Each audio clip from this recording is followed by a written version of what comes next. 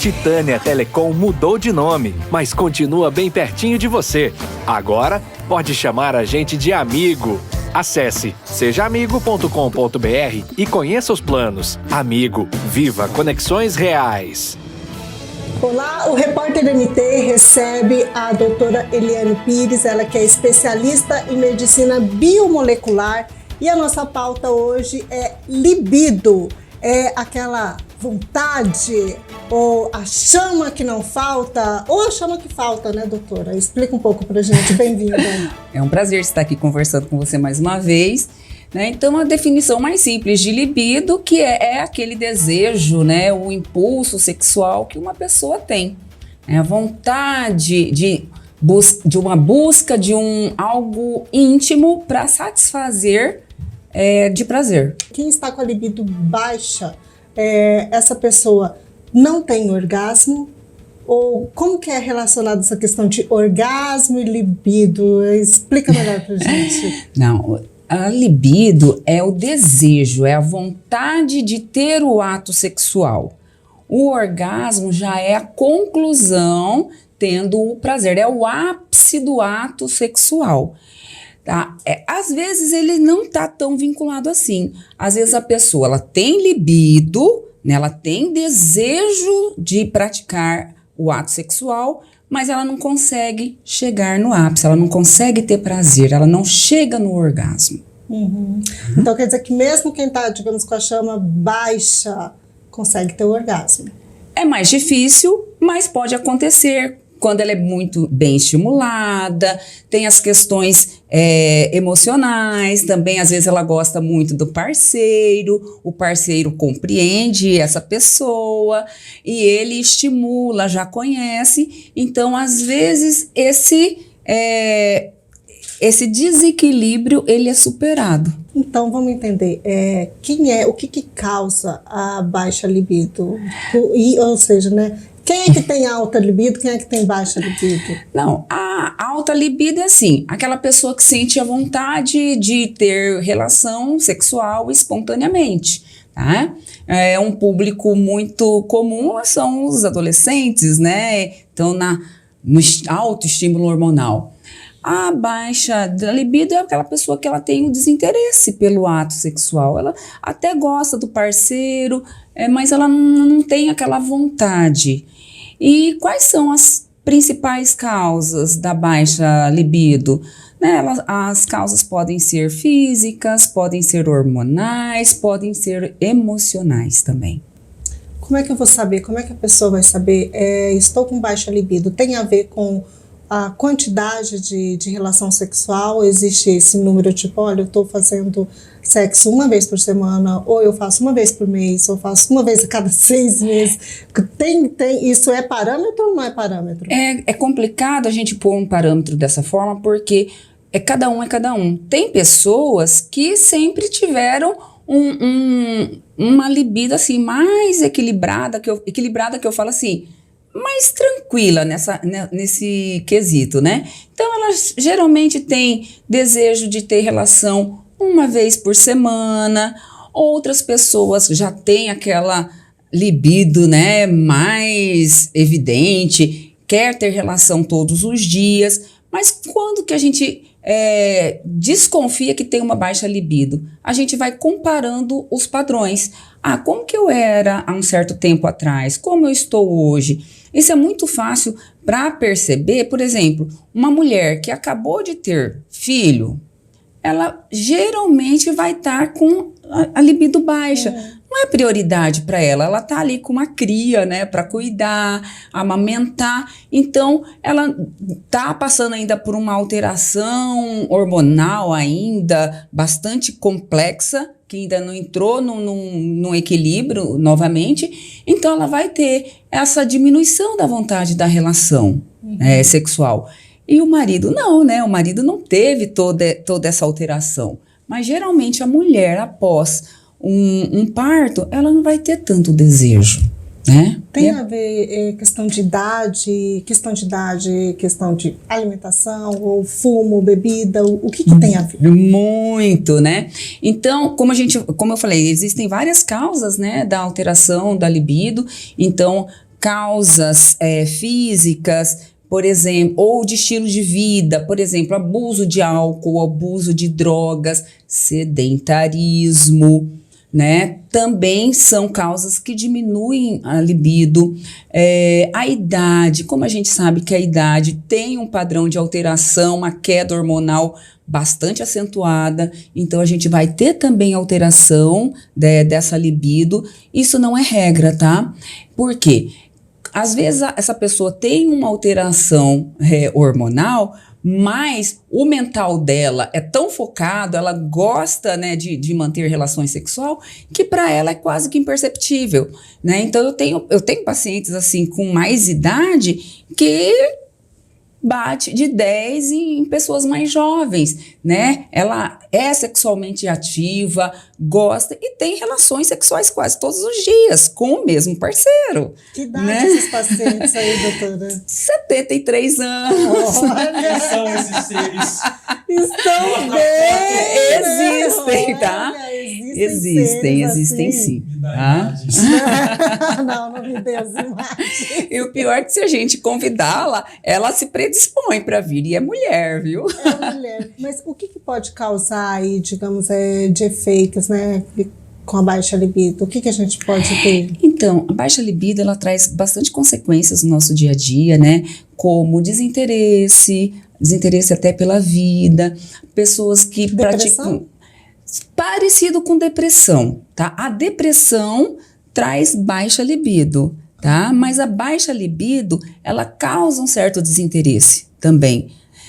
Algumas atividades que a pessoa praticava anteriormente, ela passa a perder o interesse por essas atividades, ela tem baixa autoestima, né? Ela tem vergonha de si mesma e baixa produtividade. Então, a baixa libido, ela também traz consequências em outras áreas da nossa vida. Enquanto a libido regulada, saudável, ela traz autoestima, né? Confiança, diminui estresse. Então, a gente vê que a libido regulada, ela é primordial para a nossa vida, né? Porque ela melhora a nossa vida sexual, melhora nos relacionamentos e melhora no bem-estar geral. A gente até ouve muito sobre a diabetes, né? Que quem tem diabetes não transa, não tem essa vontade, não tem libido. Como é que se for bem tratada, modula essa libido, ou se não trata, realmente não tem como? Então, a diabetes é uma doença do estilo de vida, né? Estou falando da diabetes tipo 2, né? Então, quando bem acompanhada, a pessoa tem essa diabetes controlada, segue um plano de mudança de estilo de vida, ela passa a praticar atividade física. Só com a prática de atividade física, a gente sabe o que a prática de atividade física traz. Ela melhora a produção hormonal, a gente produz mais testosterona, produz GH, aumenta a produção de endorfinas, que são neurotransmissores de bem-estar. Então, só com a prática de atividade física, já vai melhorar uma parte, né? Se ela passa a alimentar corretamente, ela também vai beneficiar com alguns alimentos que melhoram a produção de hormônio, que melhoram a produção de endorfina, que melhora a vasodilatação, melhorando o fluxo cardíaco, o fluxo sanguíneo, né? E existem suplementos também que podem ajudar nesse sentido, né? Uhum. A senhora falou sobre alimentos. Quais seriam esses alimentos? Dá uma lista aí pra gente. Ovo de codorna, amendoim, isso é mito? Então vamos lá. Amendoim eu não recomendo muito porque a gente sabe que o nosso amendoim, ele geralmente é contaminado por aflatoxinas, né? Que é potencialmente tóxico, e o amendoim ele é muito alergênico, tá? Então não seria a primeira indicação. Quais são os alimentos melhores para melhora da libido? Ostra, rico em zinco, né? É considerado um afrodisíaco natural. Mas aqui tá difícil ostra. É difícil. Então vamos pro segundo da lista. Abacate, né? Tá mais fácil. É rico em vitamina E, ajuda na produção de hormônios, né? Melancia, que eu amo. Melancia é rica em citrulina. Citrulina é um nutriente, é um aminoácido que é precursor do óxido nítrico. O óxido nítrico tem essa função de vasodilatação, fazendo melhorar o fluxo sanguíneo também, tá? Aí nós temos também a banana. A banana é rica em triptofano, aumenta a serotonina, aumenta bem-estar, melhora também na questão da libido. E um que eu amo de paixão, que é o chocolate amargo. Amargo, tá? Porque o chocolate amargo, ele é rico em polifenóis, também aumenta o fluxo sanguíneo e ele libera bastante endorfina. Olha só, gente, as dicas aí para feira dessa semana, né? Muita melancia, abacate, banana e chocolate amargo. A gente vê que a gente volta no básico, né, Márcia? Volta no Sempre básico. Alimentação variada, né? Com alimentos naturais, atividade física e o sono regular. O sono regular, tem isso. Até para libido tem um sono regular Sim, também. porque se o indivíduo não dorme bem, ele vai aumentar a sensação de fadiga, Aham. né? Então, isso também vai acabar alterando o desejo sexual. Que ela chega estafada, não tem vontade, tá cansada, ela quer descansar, Dormir. quer dormir. Quer dormir. Enfim, mas a gente estava falando de alimentos. E com relação a fórmulas, a chás, suplementos, o que a gente pode citar aí que é confiável e que tem algum resultado? A gente ouve bastante falar maca peruana e na internet tem uma infinidade ali, né? Então, existem estudos científicos comprovando a ação da maca peruana, do tríbulos, com efeito no aumento da libido. Só que também esse efeito ele é bastante variável, né? Então, nesse estudo foi comprovado que algumas pessoas, elas elevaram assim absurdamente o nível de desejo sexual com a mesma dose utilizada por uma outra que para ela praticamente não houve mudança nenhuma. Então, em algumas pessoas causam realmente uma alteração, né, nessa vontade, nesse impulso sexual, em outras não, né? Então, existe o suplemento. Será que vale a pena experimentar? Se você não tem, nunca usou nenhum desses suplementos, tá se sentindo um pouco desanimado com a vida sexual, acho que vale a pena tentar, né? Não que é uma receita de bolo para tudo, né? Como a gente falou, como existem várias causas, às vezes nem uma substância que a pessoa precisa utilizar, porque a gente tem que lembrar dos fatores emocionais, né? Então, sobrecarga de estresse, baixa autoestima, infidelidade do parceiro, né? Desconfiança do parceiro ou da parceira, traumas passados, pessoas que já sofreram abuso. Então, tem que ver qual é a causa e tratar conforme a causa, né? Vai ser um terapeuta sexual, um terapeuta e um psicólogo? Vai precisar também de uma terapia médica com estímulo hormonal? Então, isso tem que ser investigado a fundo para saber qual terapia mais indicada ou quais terapias devem ser aplicadas em conjunto. E a gente falou agora da maca peruana, ela traz mais resultado para homem ou para mulher? Mais para mulheres. Olha né? só. A gente vê relatos, isso é bem mais. Homens têm resultados também, tá? Não que eles não tenham, mas as mulheres se beneficiam mais, tá? Do uso da maca. Tá? Homens têm mais resultado com testosterona. Aí já passa para a modulação hormonal. O homem, quando não tem um fundo hormonal, ou no fundo emocional, é apenas o hormonal, é a testosterona, tá? O hormônio mais importante nesse quesito para o homem é a testosterona. Para a mulher, além da testosterona, também tem que avaliar progesterona e estradiol, estrogênios, né? Porque a gente sabe, durante o ciclo tem essas oscilações hormonais, a gente tem muito essas variações do desejo sexual no ciclo de 28 dias, não tem? Agora, imagina isso após a menopausa, né? A queda, esse declínio hormonal mais acentuado que acontece na mulher, né? Então, a mulher também não é ficar só avaliando o hormônio masculino. Às vezes tem que ter a modulação desse hormônio, mas também não pode esquecer dos outros, tá? Que para a mulher é muito importante ver se eles estão em equilíbrio. Progesterona e estrogênio. Doutora, além desses fatores que a gente falou, fator emocional, esses fatores hormonais, medicação, remédio, tem a ver também? Porque a gente ouve bastante falar sobre o anticoncepcional. A pessoa que toma anticoncepcional já não tem mais o desejo sexual. Não é nem que não tem, ela cai bastante, né? O que acontece?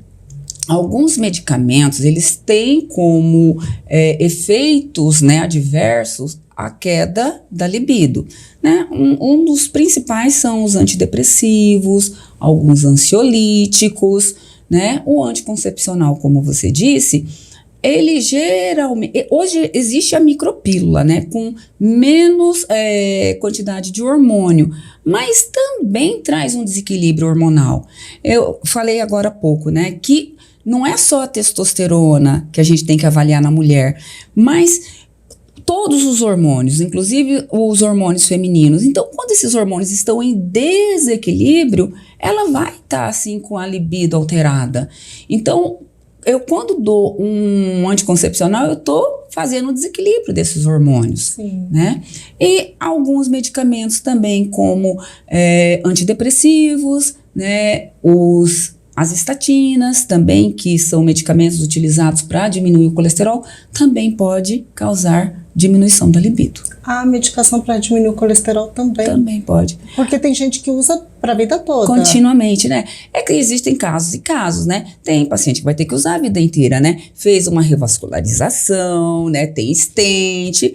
Ele não pode brincar mesmo com a saúde. Nesse caso, que a pessoa não pode abrir mão daquela medicação, como é que faz? É a regulação hormonal? Aí vai depender dos outros fatores, a gente tem que avaliar cada caso a caso. Às vezes precisa sim fazer uma modulaçãozinha hormonal, né?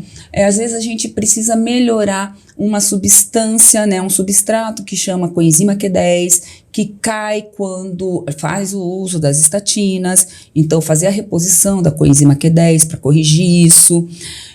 Então a gente vai avaliando e fazendo as terapias necessárias. Agora, por que o remédio para colesterol diminui? Porque o colesterol, ele é matéria-prima para a produção hormonal, né? A testosterona é um hormônio esteroidal, a progesterona é um hormônio esteroidal, o estradiol é um hormônio esteroidal. Então, assim, ele cai a matéria-prima. Se eu não tenho matéria-prima, como que eu vou produzir o hormônio? E digamos, estou nesse público de que precisa tomar essa medicação, estou com baixa libido e tal, e busco um tratamento. No meu caso, a médica entendeu que poderia ser uma modulação hormonal. Em quanto tempo eu vejo esse resultado? Aí vai depender o tanto tempo também que você demorou para procurar o profissional. Eu percebi que tem uns 6 meses que mudou a minha dinâmica, né, do desejo sexual. Então não esperei muito tempo. Em 15 dias a gente já começa a ver uma melhora. Só.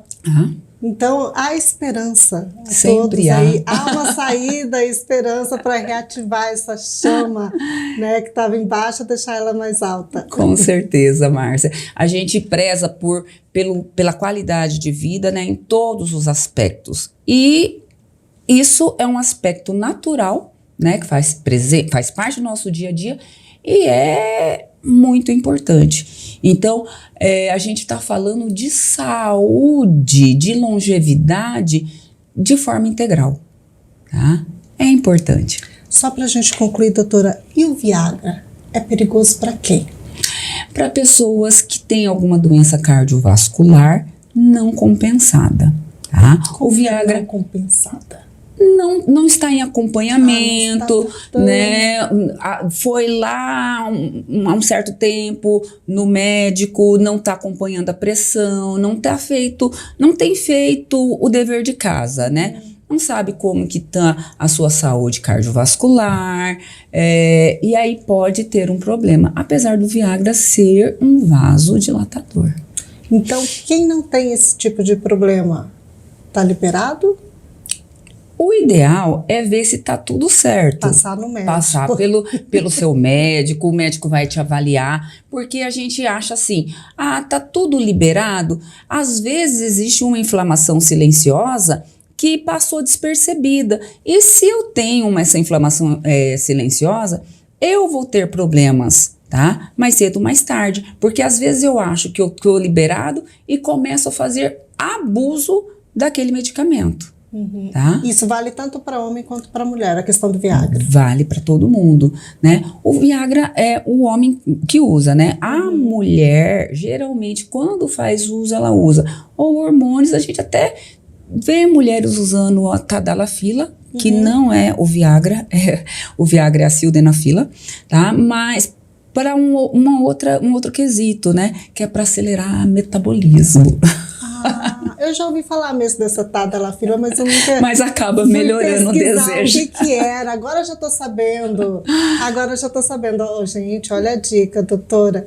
Doutora, fico agradecida pela sua entrevista, é sempre um prazer recebê-la aqui. Eu quero aproveitar e pedir para a senhora deixar o recado para quem está nos acompanhando e está aí meio desconfiado que possa estar em baixa. Bom, se você está desconfiado que está precisando melhorar a sua saúde sexual, procure um médico habilitado, ele vai te avaliar e vai encaminhar para outros profissionais se necessário. Quanto antes você procurar, melhor, porque às vezes só necessita de um ajuste no seu estilo de vida, como melhorar sono, melhorar a alimentação e voltar a treinar. Certo, olha as dicas de ouro aí da semana. Obrigada, doutora, pela sua entrevista e obrigado ao pessoal que nos acompanhou. Titânia Telecom mudou de nome, mas continua bem pertinho de você. Agora pode chamar a gente de amigo. Acesse sejaamigo.com.br e conheça os planos. Amigo, viva conexões reais.